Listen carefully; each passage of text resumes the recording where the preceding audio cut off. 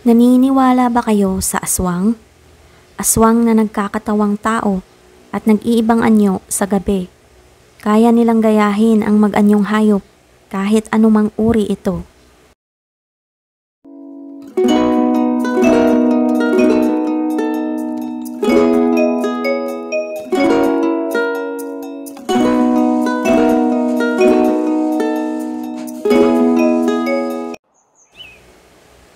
Sa isang maliit na baryo ng Haniway sa Iloilo, nangyari ang tunay na kwentong aking ilalahad sa inyo. Oh, magtatakip silim na pala. Isasara ko na yung mga bintana at maghahapunan na rin tayo. Teka, naririnig mo ba yung naririnig ko, Oscar? Yung kaluskos ba kamo? Hindi. Parang may tik-tik na papalapit sa bintana. Silipin ko nga.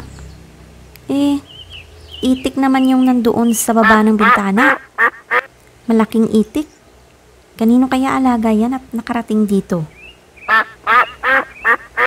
Saan ang gagaling yung naririnig ko? Baka guni-guni mo lang yun? Umiyak na si Junior, nagising sa pagkakatulog. Tahan na anak, maggagabi na kasi. 6 months old pa lang ang aking pinsan noon na si Junjun. Nagising siya nang makarinig ang aking tiyahin na parang tunog ng tiktik. Siya lang ang nakakarinig noon at si tiyuhin naman iba ang nakita sa bintana. Pinagsawalang bahala nila ang nakita't narinig. Tumuloy na kami sa hapagkainan upang maghapunan nang biglang merong malakas na pagaspas na dumapo sa bubong ng bahay. Sobrang lakas yon at narinig naming lahat habang kami kumakain. Ha? Ano yun? Ang lakas naman, parang magigiba na yung bubong natin.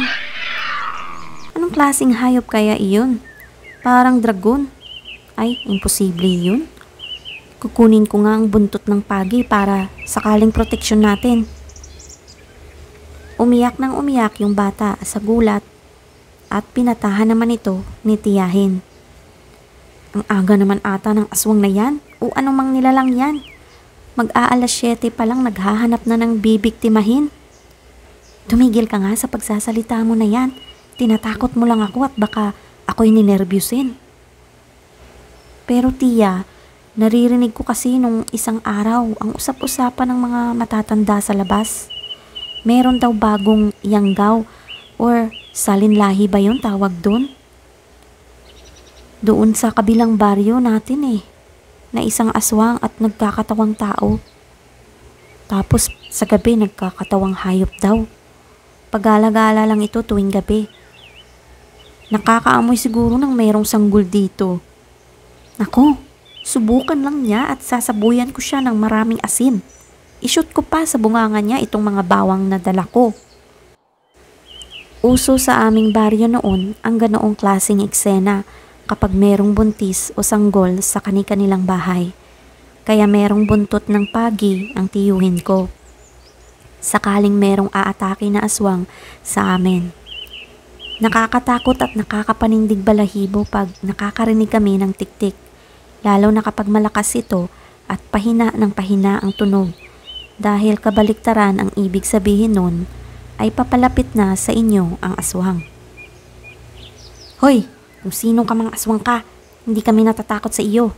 Subukan mo lang lumapit at makakatikim ka ng buntot ng pagi. Kala mo ha? At doon ipinapalo-palo sa hangin ng tiyuhin ko ang buntot ng pagi upang panakot sa aswang na nagpaparamdam sa amin.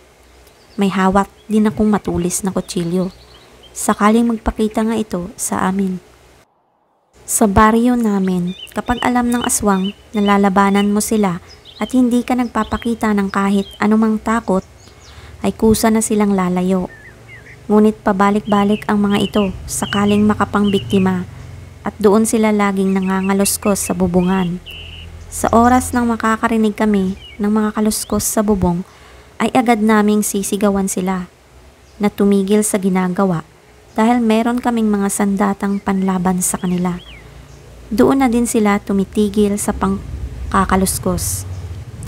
Lapitin daw ng mga aswang yung mga buntis at sanggol. Kaya hindi maiiwasan ng mga aswang ang paggala-gala sa gabi. Mga normal na tao lang din naman sila pag sa umaga or sa araw.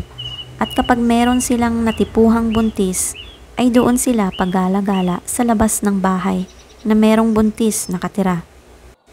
Pagkatapos mangyari nung gabing iyon, ay minabuti ng aking tiyuhin na magsabit ng mga bawang sa dingding at bumili ng maraming asin. Pati na rin mga matutulis na kutsilyo ay nakasabit na mismo sa aming pader. Madalas ding mag-brown out paggabi sa aming bahay, kaya maagang naghahapunan ng lahat para sama-samang magdasal bago matulog. Maganda ding tumambay sa labas pagkabilog at maliwanag ang buwan. Pero minsan na lang namin nagagawa iyon dahil merong sanggol sa bahay. Nai-imagine ko pa noon na lahat ng tiyahin at pinsan ko kapag nagsama-samang tumambay sa labas na maraming puno ng niyog at maliwanag ang buwan. Nagagawa namin iyon tuwing mag-brown out. Sa mga panahon na iyon ay wala pang internet at mga cellphone. Kaya nakakaugalian naming magbabad sa ilalim ng liwanag ng buwan, magkwentuhan, tawanan at asaran. Hindi naman masyadong liblib ang bahay namin dahil malapit lang ito sa kalsada.